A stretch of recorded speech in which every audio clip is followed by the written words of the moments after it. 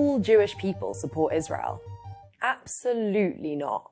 Prime Minister Rishi Sunak recently gave a speech about Hamas's attacks on Israel. Except his speech made it sound like it was an attack on Jewish people everywhere. This atrocity was an existential strike at the very idea of Israel as a safe homeland for the Jewish people. We stand with the Jewish community. Yeah. Sunak's conflation of Jews and Israel might seem reasonable. Israel is the world's only Jewish state, and half of the world's Jews live in Israel. But it's also historically illiterate and deeply anti-Semitic. For as long as there have been Jewish Zionists, there have been Jewish anti-Zionists.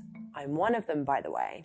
In the late 19th century, Orthodox Jews slammed Theodor Herzl's proposal for a Jewish state because they believed it was sacrilegious. Meanwhile, in the late 19th and early 20th centuries, Jewish Bundists rejected the idea that a nation-state would liberate Jewish people, instead arguing that Jews should fight for better conditions in the diaspora. Today, there remain thousands of Jews around the world that are deeply critical of the Israeli state. In the UK, they're part of organisations like Na'amod and Jews for Justice for Palestinians, both of which, in recent days, were out on the streets alongside thousands of others protesting for Palestinian freedom, even as many of them were also grieving friends and family members who've been killed in Israel. Unfortunately, these Jews are often sidelined in political debates, which is helpful for politicians like Rishi Sunak, who can claim that supporting a settler colony is actually racial justice. Neat.